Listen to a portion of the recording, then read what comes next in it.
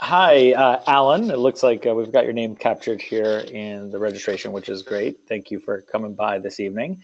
Wanted to give you the heads up that when we created this event, unfortunately, there were reminders hitting folks' calendars that the event was going to take place tomorrow night. This is indeed the right evening, and I do want to make sure I share with you some of my thoughts and give you a lot of value as best I can for spending your time with us tonight. But I also wanted to explain that we have a lot of registrants, I think, for tomorrow, and you are the lone brave soul to join us tonight. I don't want that to be a reason why you don't benefit, but also want to give you the opportunity to ask a lot of questions and really make it a lot more of a conversation as opposed to a presentation. So let's take advantage of the fact that the confusion leads to a small group. And what I'll also do is actually, I'm going to go ahead and unmute for anyone who wants to be able to participate at times.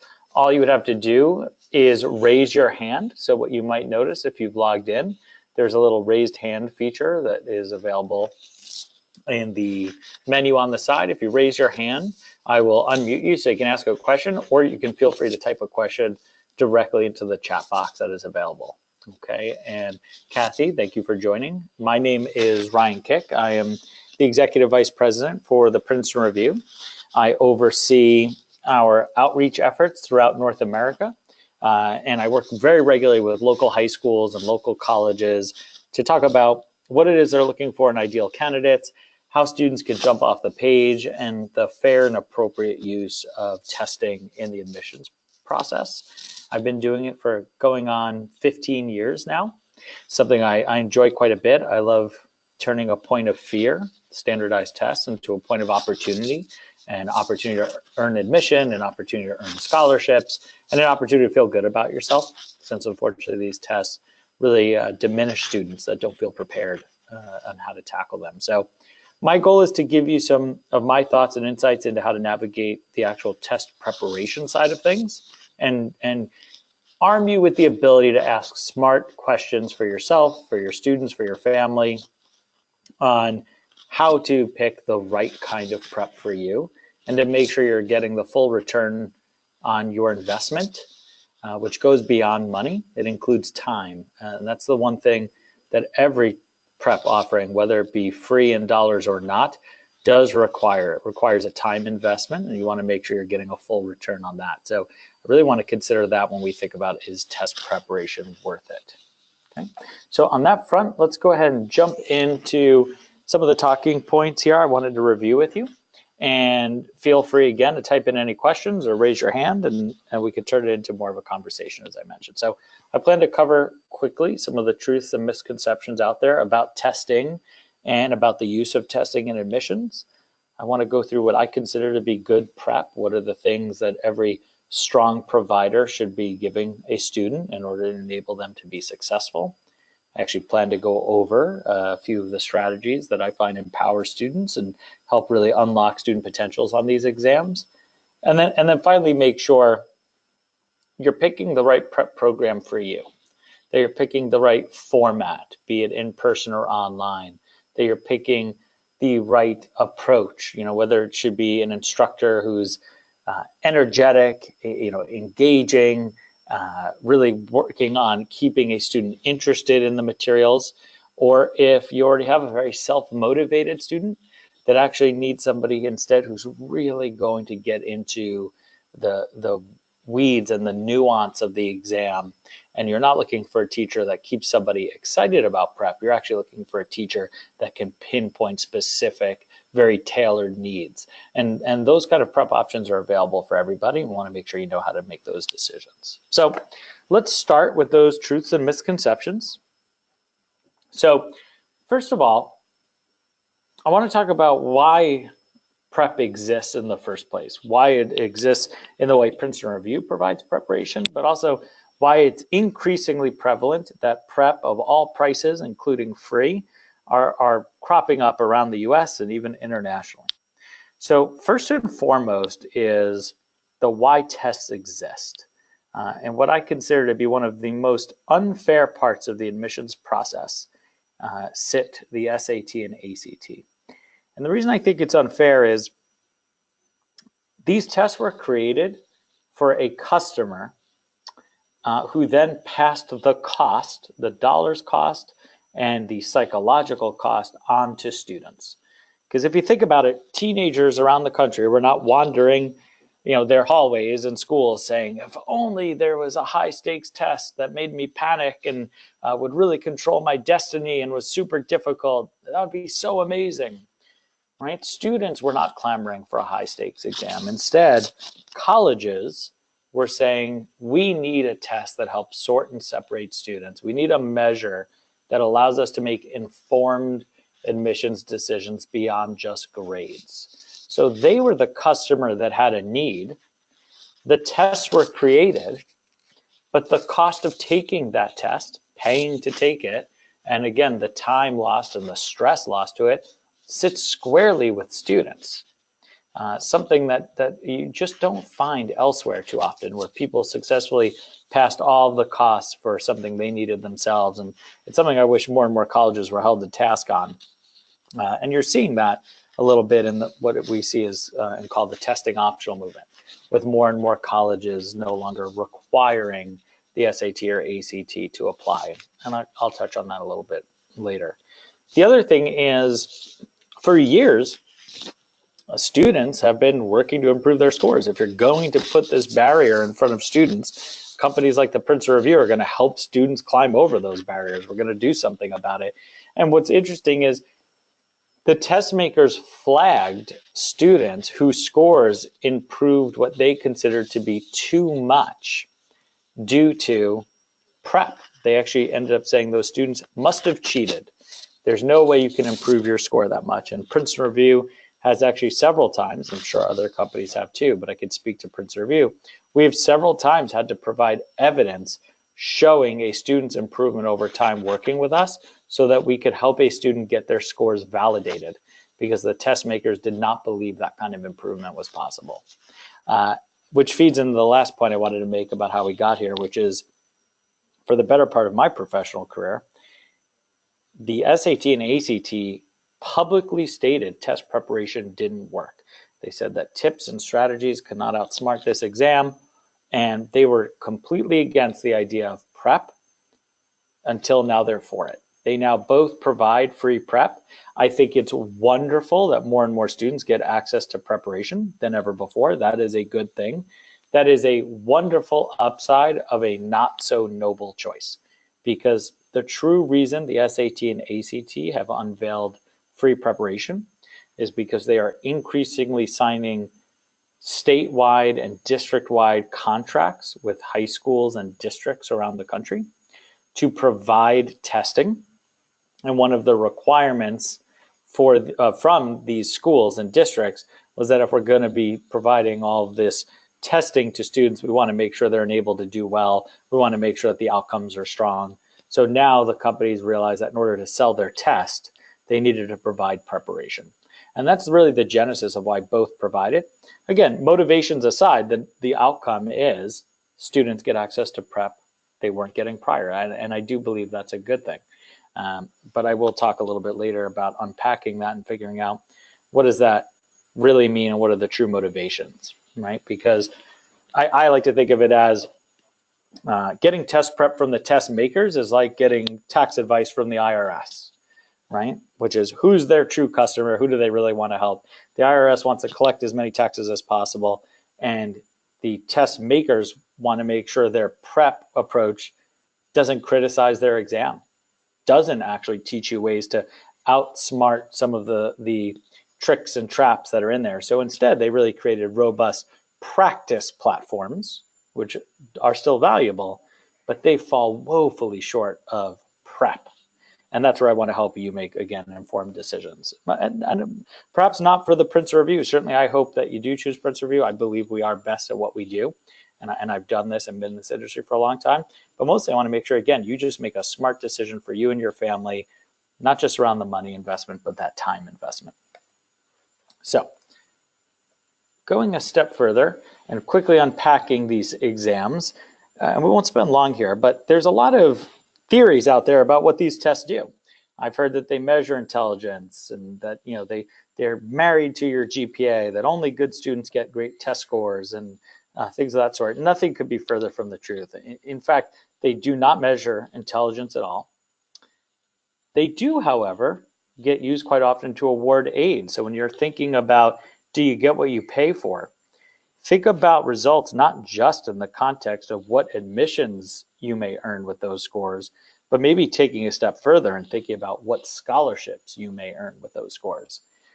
And a way to think about testing that I find to be a powerful tool for families is to know if you just want to be admissible at a college, you want to make sure your test scores are admissible, like, hey, good job on that test score. You meet our criteria, so to speak.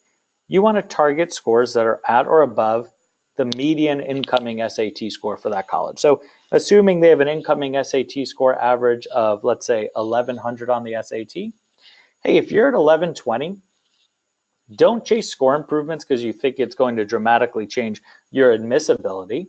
You're already at or above their average. However, the vast majority of merit aid awarded by colleges go to students that have test scores in the upper 25% of an admitted class. So if you just need to get into college but not help to pay for it, targeting that median score or a little bit higher is a great benchmark. But if you need to get into that school and then you're hoping to defray the cost of attendance, you're going to want to target that top 25% or that 75th percentile score. So at that same school that in 1100 was the average incoming score, you may need a 1220 to increase and dramatically increase the likelihood of earning a merit scholarship. So something to keep in mind. The test scores do not reflect your GPA in high school. They don't predict your college GPA very capably. They are incredibly coachable. Again, something that these test makers denied for a very long time before deciding that, sure, they can prepare for it now that they're in that game. They should be prepared for.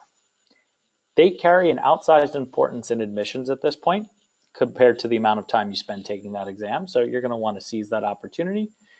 And they test what you've learned in high school to a degree. Certainly, there's going to be some needed algebra, needed grammar rules, understandings. But while they cover what you've learned, they don't ask you what you've learned in a familiar way. So I'm going to teach you some of that testing language and the advantages of preparation there as well. So why do students struggle here? We have no shortage of really smart students in high schools around the country. There are 29,000 high schools, so we're going to end up with 29,000 valedictorians. And yet we never come anywhere near 29,000 perfect SAT or ACT scores each year. In fact, that tends to hover closer to about 1,500 for each exam. So how is it that these students can be the best students in their community, consistently overachieve, and then run into an exam that they cannot replicate that performance, be it the SAT or ACT? And the reason is the design of the test. If every student with a 4.3 GPA could also get a perfect score on the SAT or ACT, no college would ever use it, because all that would do is give them the same data point again. Instead, these exams actually have to sort and separate students. Their value is in their difficulty. And the way they do that is certainly asking questions in an unfamiliar way, but also by manipulating student performance with timing. They give you barely enough time to get through these sections. They apply that pressure so that some of our best students who are methodical, which is a great asset for college and for life, that you keep working and you get to the right answer, are penalized on a standardized test because they simply don't have the time to leverage that approach. It also covers years of content as opposed to compartmentalized chapters or individual study units the way you do in high school.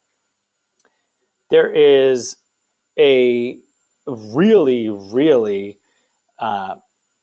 important approach that these tests take around the stacking of questions that lead to students making poor choices and misinformed choices because they fall for distractions. they actually fall for placed answers that increase the likelihood of making the wrong choice.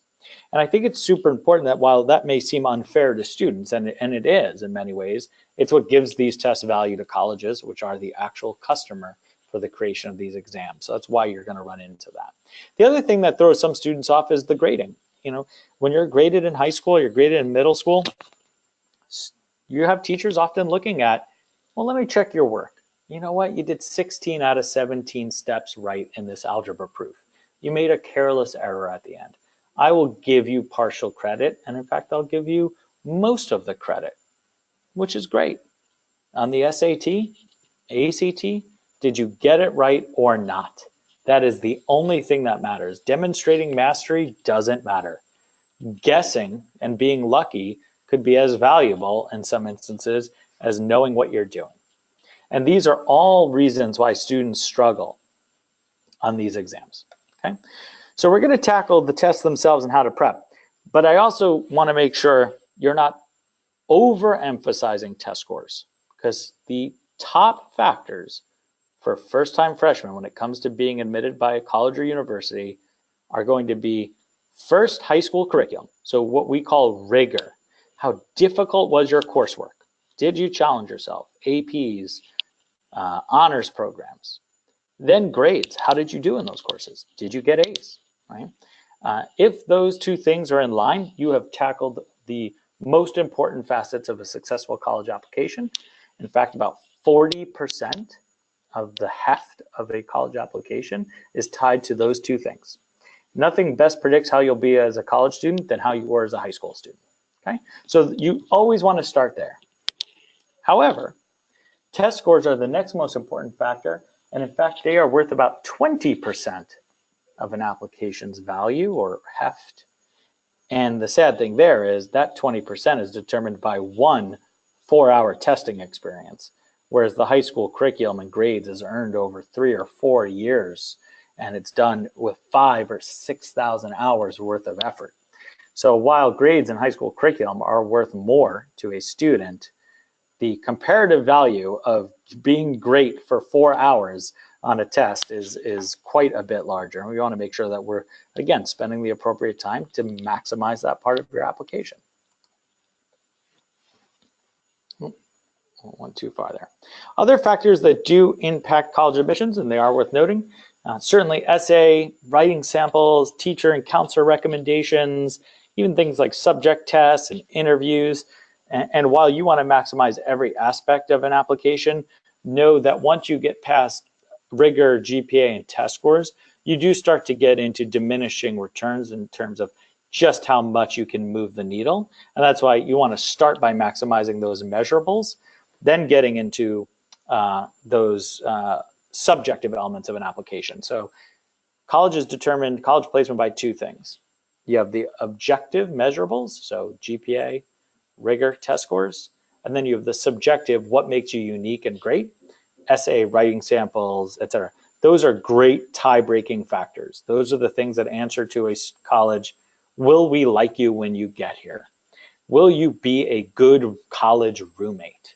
And colleges absolutely look at that, but you first have to clear the bar of, can you keep up while you're here? And that's where those GPA and test scores come in. So that's why it's so vital we spend that time on that. Colleges have no preference on SAT or ACT.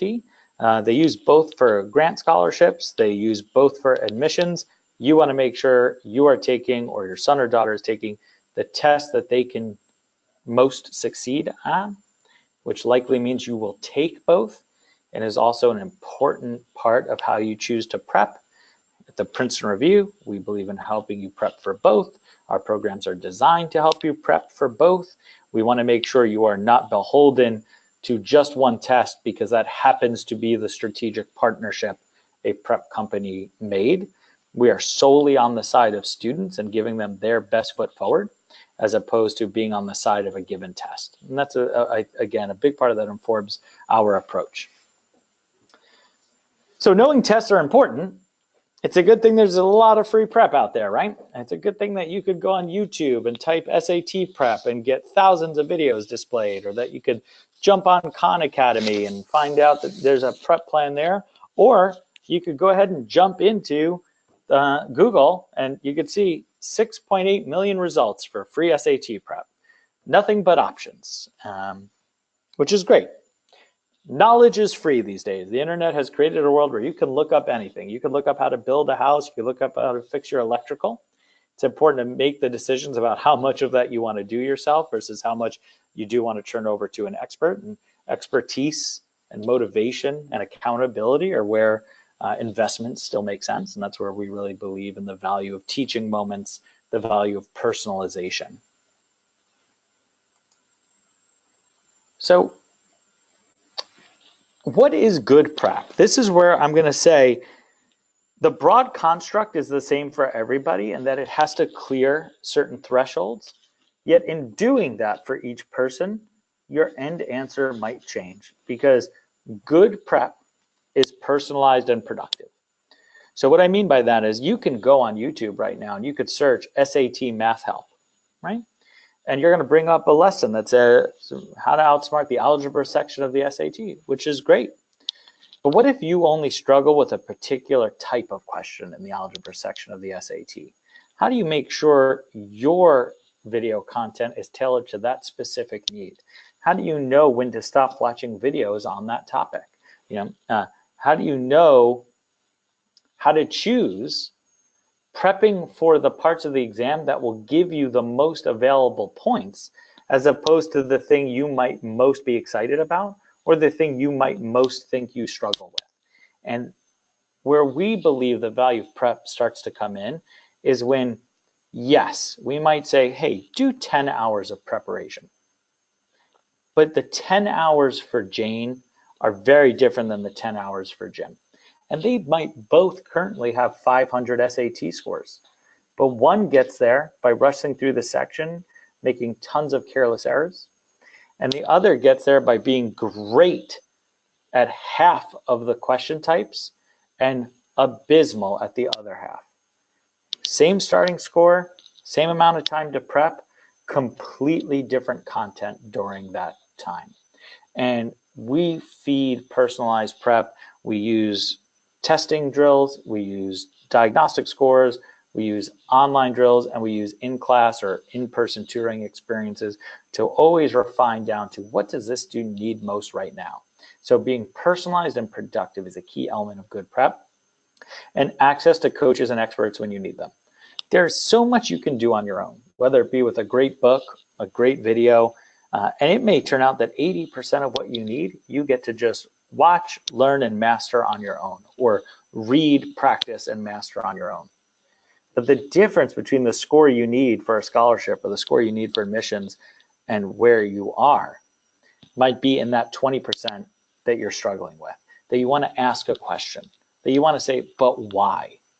Or I don't understand when you explain it that way. And we have designed our prep programs to allow you to engage with an expert as you need, on-demand help, so that we help you get unstuck, and then you go right back into learning at your own pace. So there's a lot you can do there. And again, there's ways you can choose to start with free prep and supplement as needed. But the key to me is, if you're going to spend that 20 hours, that 50 hours, that 100 hours, forget the dollars. But if you're going to spend that 100 hours prepping, and you're going to take this high stakes exam, those 100 hours don't come back. In fact, those that you buy prep from, like Prince Review, if it doesn't work, we'll refund you the money. So it's not even about the money that you put at risk, but we can't refund, and no company can refund you the 50 hours, which is why it's so vital that time is productive and that you're, again, matching your efforts to your needs. So the way we try and tackle this is we partner smart strategies with smarter teachers, and then the smartest online tools available to tailor your prep, so that you end up with, because I ran out of, unfortunately, superlatives here, the smartest prep available, right? Which is, how do you take the best of all the ways we can source information to students? How can we make sure, if there's a way you can improve your test score simply by answering less questions, which I'll show you in a moment, and employing a strategy, and not even teaching you anything of real value, but it's worth 50 points, or on the ACT, it's worth 3 points, let's do that. Let's start with strategies. Then let's take teachers that are phenomenal at working with students, that know how to leverage those teachers. Let's put those in front of folks whenever possible. And then finally, couple it with the value of smart online tools that can look at your drill performance and actually go back and say, hey, you do get a lot of right answers, but you spend 10 seconds too much on every question. So you are limiting your potential based on your timing, which are the kinds of things that online tools can do. So partnering that and knowing the value of all these things together is how, again, you create a smart, personalized strategy. We are trying to leverage as much as possible, and smart companies are, how students learn.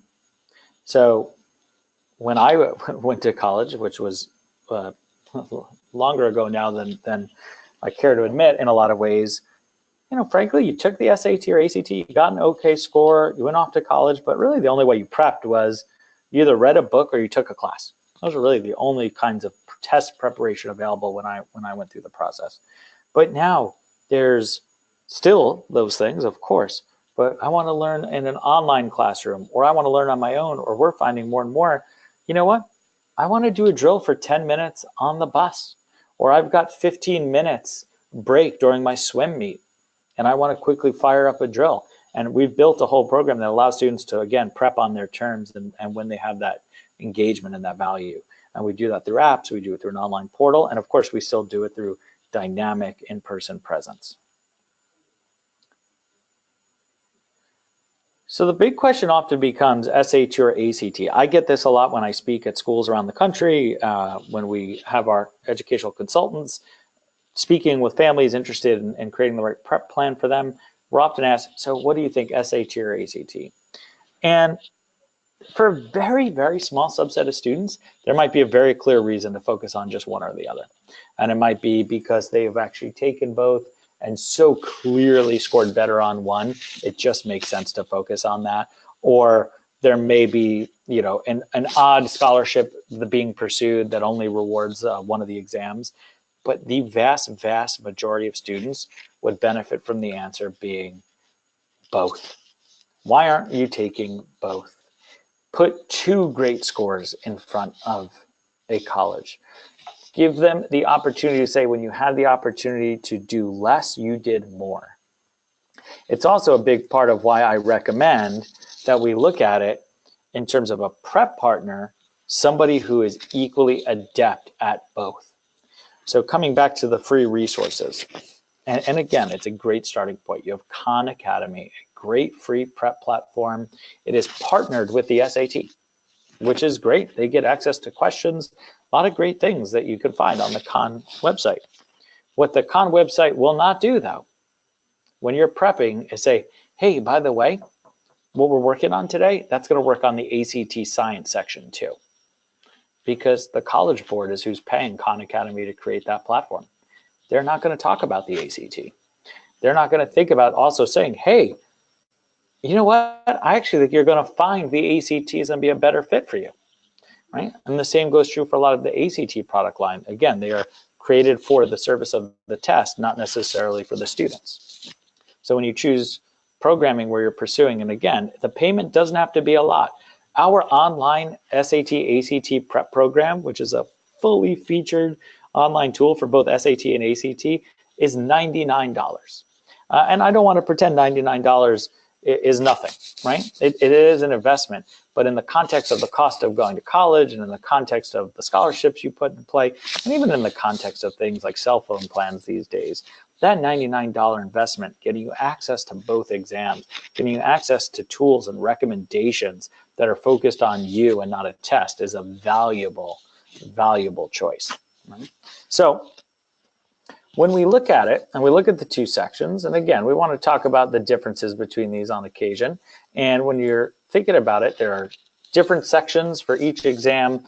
The ACT, for instance, has a very unique content area in a science section.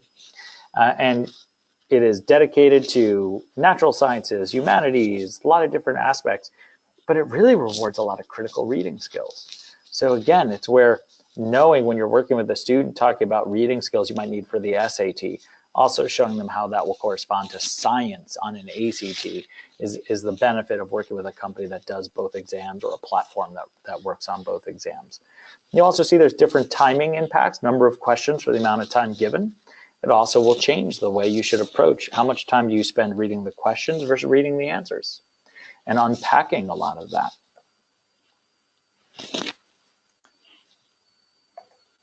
And here's an example. When you look at it, at its most frantic, the English section of the ACT is 45 minutes for 75 questions. I mentioned earlier that some students do really well in school because they are methodical and they double check their work.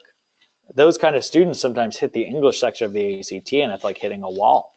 They're not used to having to answer questions in about 30 seconds, right? And these are the types of choices you have to make.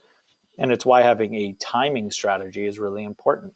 And I'll show you an example of that and the score impact it can have on both the ACT and SAT momentarily.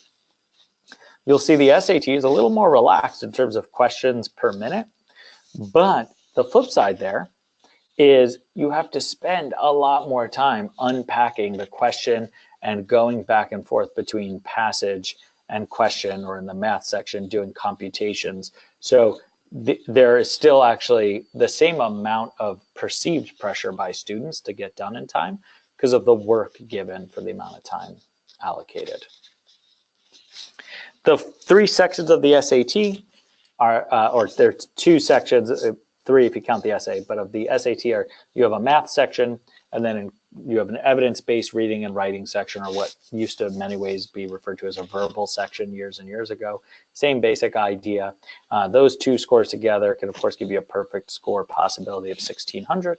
On the ACT you have 4 unique sections: English, math, reading, and science, each with scoring rubrics that go up to 36, and the perfect overall score also being 36, because on the ACT the sections are averaged, not summed like they are on the SAT. So why do schools want to see both? Here's a quote from Princeton's Dean of Admissions. It said, "For us, it's more information is always better. If students choose one or the other, that's fine, because both tests have value. But if they submit both, that generally gives us a little bit more information." And you'll see from a counselor we work with in Illinois, the mantra from college admissions counselors has increasingly been to advise students to take both. And again, this is where I think it can sound like a punishment to students, but it's actually empowerment. It's saying, let me go ahead and demonstrate I'm a strong student in 2 ways. Let me control my own destiny and maybe learn one of the tests gives me a significant leg up. Let me take that time. Let me go through that process to get that empowerment. So how do we crack these tests? Where does prep come in? Where's the power of strategy? So you do need to have savvy here to do well on these exams.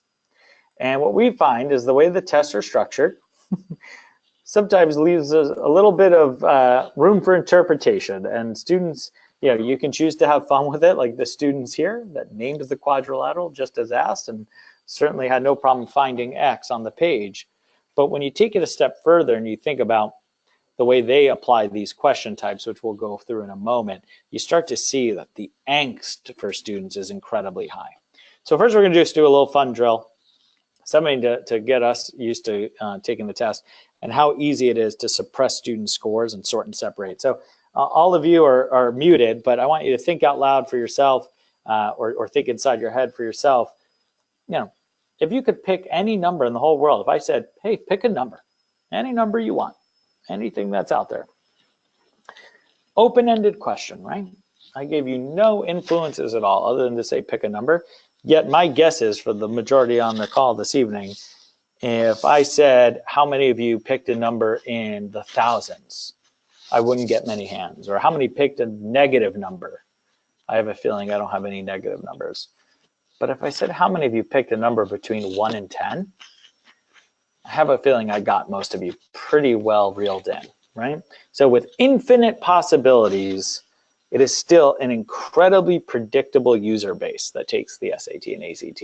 And test makers use that to their advantage. So when they're creating items, which is their word for questions, they're going to leverage the fact that they can assume certain predilections in people. They can assume that you'll follow certain threads. and use that to create sorting and separation tools for students, okay? And it's important that we take advantage of those things, that we know those are going on in the test, and that we employ a set of strategies designed to overcome those challenges, to again, lift students over these barriers. The other thing is the timing pressure, right? I can get people to get questions wrong just by ramping up the timing pressure. So this one, you're in your car, you're in your home, wherever you might be, you're safe from any kind of public embarrassment. But I hope you'll indulge me and shout out your answers where you are out loud, as long as you're not going to offend anybody. I'm going to ask you 2 questions back to back, and I want you to shout out your answer as fast as you can, because we got to take this test quickly. And then just do me a favor in the chat box, let me know if I got you. Okay, so the first question is, what color is this slide? Next question is, what do cows drink? My assumption is I got a lot of people yelling milk randomly, wherever they might be. And cows don't drink milk, folks. Cows drink water.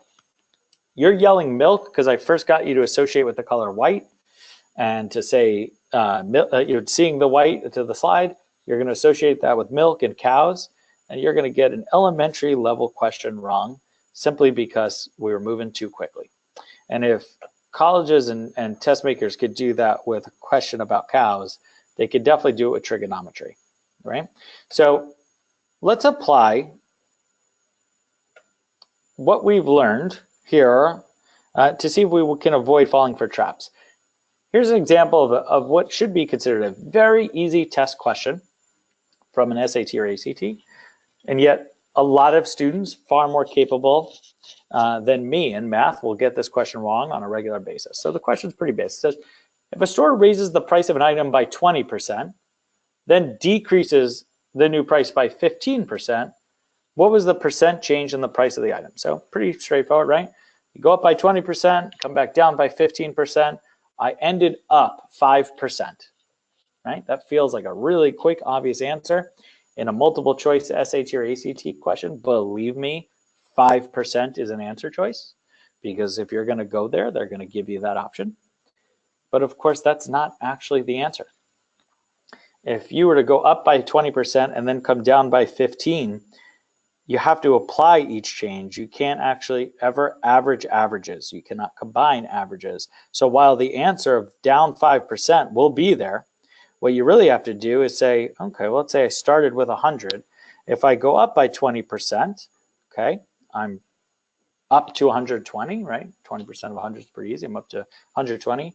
Now I'm actually going down by 15% from that new number of 120, which actually means you'd be back down to 102, or the price increase that you actually went through was 2%. So it's important that we go ahead and go through these and don't fall for these tricks, right? That we're able to apply these changes, because the easy questions we have to get right every single time. Students have to get easy questions right, because the hard ones really are hard. What you can't do is give away points at the lower level. And ways you can avoid doing that is by having a strategy and a plan. So avoiding answering questions too quickly, getting rid of careless errors, not doing work in your head. These are common pitfalls for students, and there's a way to avoid much of them.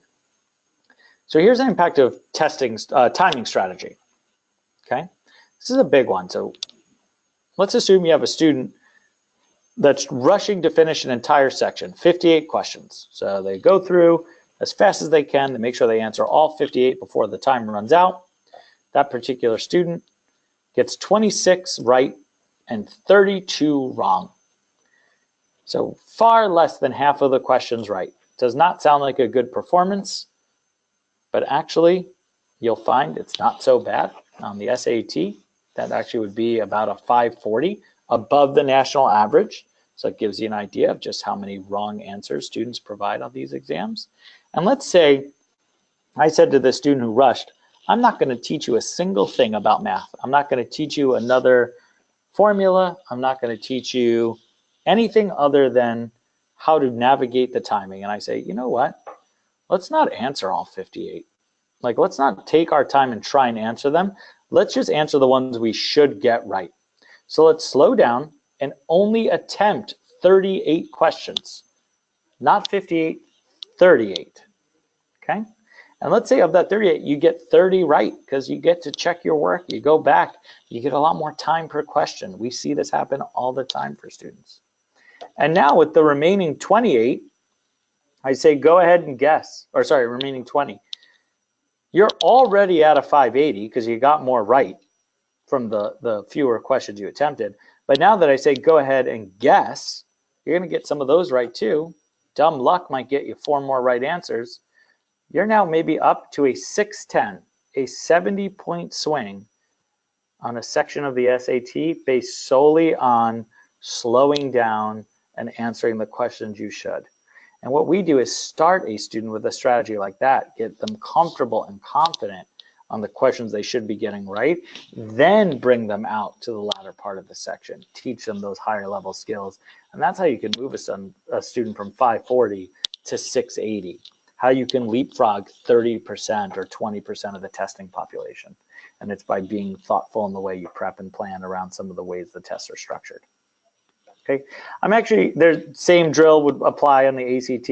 I actually, don't know that we need to do it twice, and I do want to make sure I leave time for questions because I did say that I would do that. I would take that time to turn this into a little bit of a Q&A at the end. So we're just going to touch on a couple more things here, and then I want to make sure that folks are able to chat questions that they might have into the chat box here, or anything else if they want to raise their hand and maybe have their mic turned on. I'm happy to do that as well. So here's an example of a testing strategy on a specific question.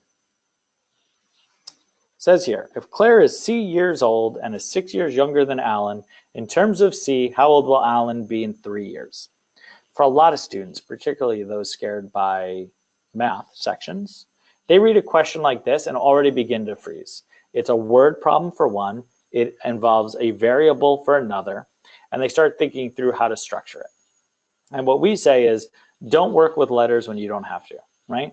Knowing what C plus 2 is can be difficult, but knowing what 6 plus 2 is, almost any student can answer, right? So what we try and do is say, take that fear out of it. Don't fall for that approach. Let's instead not answer this question the way it's written. Let's answer it the way we will have an advantage. So let's go ahead and just decide that Claire is a certain age, any age you want. We call this plugging in. You plug in a number. We're going to assume Claire is 10. And now we'll read it, and you'll find the question is remarkably easy. If Claire is 10 years old and is 6 years younger than Alan, how old does that make Alan? Well, 10 plus 6, right? So Alan's 16. Okay, so far so good. And how old will Alan be in 3 years? Well, 3 years, he's going to be 19. Couldn't be easier math. There's the answer. 19 is the answer to this question. So now all we do is plug in 10 wherever we see C in the answer choices. And sure enough, when you apply the math, only one answer becomes pretty obvious, and it's choice D, which is 10 plus 9 is 19. Students who are uncomfortable with variables, who don't like algebra, or just get intimidated by word problems, this type of approach of plugging in completely changes the dynamic. It empowers students rather than intimidate students. And that's an important value of any kind of prep, is the confidence gained. Okay. I'm going to actually skip over a couple of these English questions here. I'm going to leave you with a final thought on this whole process. And then, as I mentioned, I want to turn it over to questions. So first of all, no matter what you do, whether you prep for free or you pay money, whether you prep online or you prep in person, the key for everyone here is to prep for you. Do not fall for what others are doing. It may be right for you, it might not.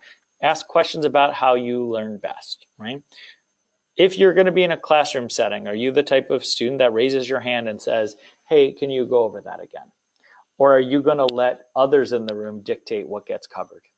Because if you are, then you might want to pick a different kind of prep, whether it be tutoring, where it's a very private one-on-one experience, or perhaps a self-guided prep where you get to rewatch and interact with the lesson plan at your pace. Okay? The flip side, if you're a kind of student who's never going to prep on your own time, you need a set schedule that gives you accountability, then you should be favoring a class, right? So start with what you need, how you learn best, and then focus on the fact that better use start with better use, right? You want to get into a great university, you have to think about, how do I get better grades, better scores, and better outcomes, right? Better applications. And you do that by focusing on what you need most to succeed. You focus on the places where there are quick benefits to your time investment. Tests are number one on that, because again, a 4.5-hour testing experience has a 20% impact on your college admissions outcome. Right? Your grades you earn over years, but you want to spend time on those too, of course. But choosing to focus on what you need most and what will give you the most impact is a key element. And I always like to leave all families and students with this idea that whether we like it or not, many times when you're applying to college, you're going to be a number. So if you're going to be a number, you might as well be a big one, right? We can lament the fact that tests are used the way they are, or we can seize the fact that tests are used the way they are and make students feel good about themselves and their performance. It's something I believe in. I was a tutor myself prior to taking the role that I have now. Again, I've been doing this for 15 years. I've worked with tons of students that start with "I'm a bad test taker" in their vocabulary, which I hate. There's no such thing as a bad test taker. There's just someone who hasn't prepped to be a good one yet. Or I like to say someone who hasn't met a Princeton Review teacher yet. So let's empower students. Let's make them feel good about this process. Let's return a little joy to the whole admissions process in general. It used to be fun to apply to and get into college. You can have fun. You can do it the right way. You don't have to be as stressed and make decisions based on fear the way, unfortunately, too many folks are these days. So those are my final thoughts for you. I hope it was helpful in terms of thinking about preparation, the value of preparation, the importance of a time investment. But we have a little bit of time. I know we only have a few folks, but I'd love to encourage you to use the chat feature that you have. Or again, if you want to try and raise your hand, I could even turn on your mic remotely. Happy to answer any questions you might have before we wrap up tonight. And you'll also find my email address is available here in case anyone wants to have a one-off conversation with me. I do my best to try and be a faithful email pen pal. Hey, thanks, Ryan. We do have one question. Right. How much merit aid can a student expect from a high SAT or ACT score? It's a great question. It varies quite a bit by university and just how high that score is, but it is not uncommon for students that are in the top 25% of test score earners for a given incoming class to actually earn scholarships that range from 30 to 50% of cost of attendance. So there, and some universities, by the way, they make their merit scholarships very clear, and they are, you hit this score, you get X amount of dollars. So I forget the exact metrics, but USC, for instance, has an honors scholarship, and it's essentially, if you're admitted, your GPA is this amount, your test score is this amount, 70% off, right? It's not even an application process. You are automatically entered. And if your measurables cross those thresholds, you earn it. Other universities keep it a little bit more behind a curtain of sorts, and they award packages based on criteria that they might not publicize, but about 90% of merit aid goes to students in the top 25% of test scores. And if you're in that bucket, you should probably expect, again, probably about a third of the cost of attendance to be knocked off is a fairly common outcome.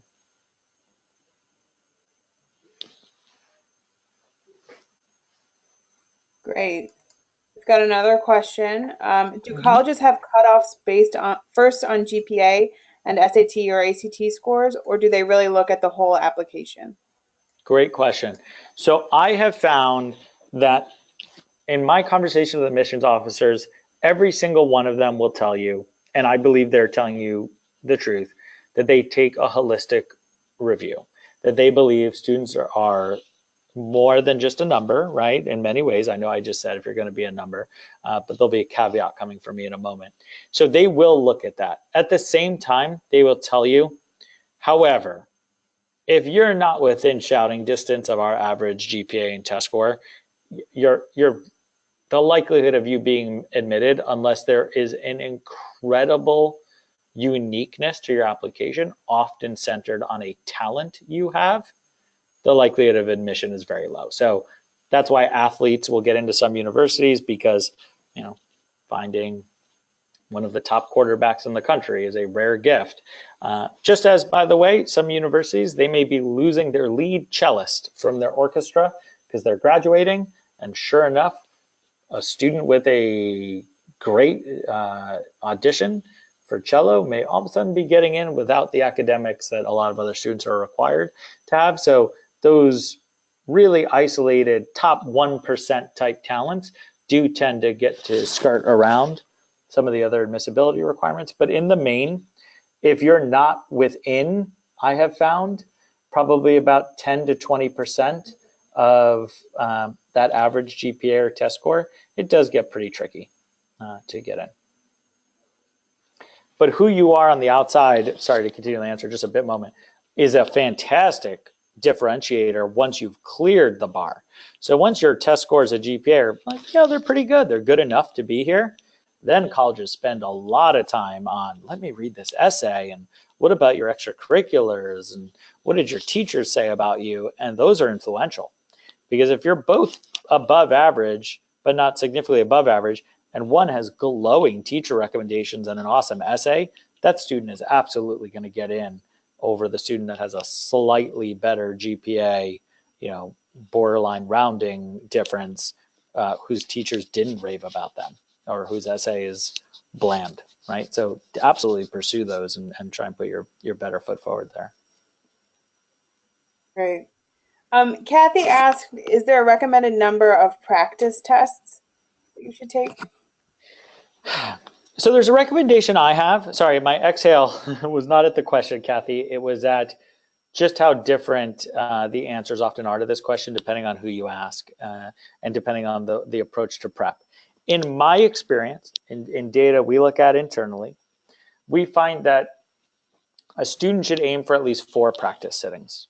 Once you get to the idea of 4 full experiences taking the SAT, and it could be in completely practice settings administered by your prep company or even administered at home, but just getting used to the time, the endurance necessary, the question type, you want to do that at least 4 times. We find that once you get to 4, the reliability of score improvement really begins to go up.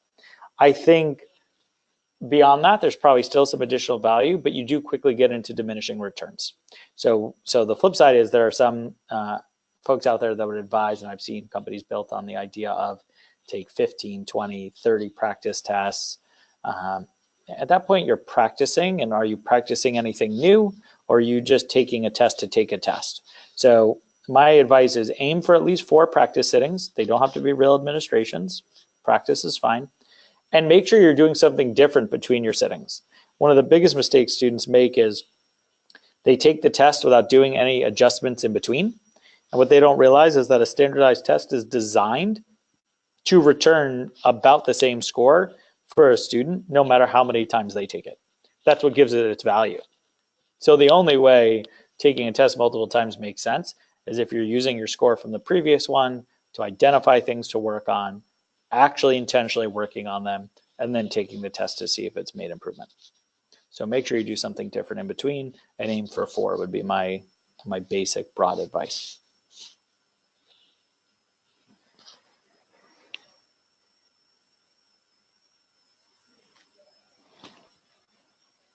And unfortunately, I'm not getting access to the questions, so I'm not sure. Lindsay, is that all of them? And folks, I should have mentioned, we had a colleague of mine, Lindsay, here to also help moderate in the background. So I appreciate your help, Lindsay, in setting this all up. But were there any other questions I may have missed? It looks like we've just got one question from Alan, who asked, his grandson is registered for a February online ACT class. Will he also get exposure to SAT strategies? Yeah, so and I should ask a qualifying question. Alan, I imagine the class is a Princeton Review class. Assuming it is, the dedicated teacher class time will be primarily focused on the test that your son enrolled in, which it sounds like was ACT, I believe. However, your son's online portal is inclusive of our SAT content, the videos, the lesson plans. It is incredibly likely that your son's teacher is also an SAT teacher for us. Certainly before or after class, should ask questions about that. But all the online tools will provide both exams preparation, but a lot of the dedicated teacher structured class time for that particular course will be targeted toward the test that it was designed for, which sounds like was ACT, if I recall the question. Great. And we've got one last question from Janet. Mm-hmm. Is it worth completing the FAFSA if you know you won't qualify for need-based aid? It is. I also think that surprisingly more folks at times qualify than you'd imagine. Obviously, different circumstances may make that difficult, but things to consider, Janet, is, for instance, you may have multiple students in college at the same time. So some families have 2 or 3 students all in a close enough grouping of age that one's a freshman, one's a junior, and one's a senior. In circumstances like that, for instance, the expected family contribution is based on a per year, not a per student circumstance. So while the affordability for one student may be very reasonable, the affordability for 3 is very different. A family's expected contribution is based solely on what is a reasonable ask of that family in that year, not what is the cost being incurred by that family. So if you have 3, the likelihood of getting relief increases. So that's an odd one-off example, but I would still encourage you to fill it out. It also puts you into the database for some other aid awards. So it's just not a bad idea for a lot of colleges. Great. Well, thank you so much, Ryan. If any of you happen to think of questions after tonight's webinar, feel free to drop us a line at questions@review.com. And if you'd like to check out our other upcoming webinars, head on over to princetonreview.com/webinars. Also, feel free to pass this link to friends and classmates. Thanks again, Ryan, and thanks for joining us. My pleasure, and thank you all for your time. And I do encourage all of you, if nothing else, no matter what your plans are, I really believe our new online platform, the SAT ACT coursework for the $99 is just such a great thing to have, even if it's supplementing other things you're doing. And it's a great springboard into some of the other things we offer. So, certainly hope we all get the chance to work together. We want to help as many students as we can this year. So thank you all, appreciate it, and wish you luck in the process. Thanks all.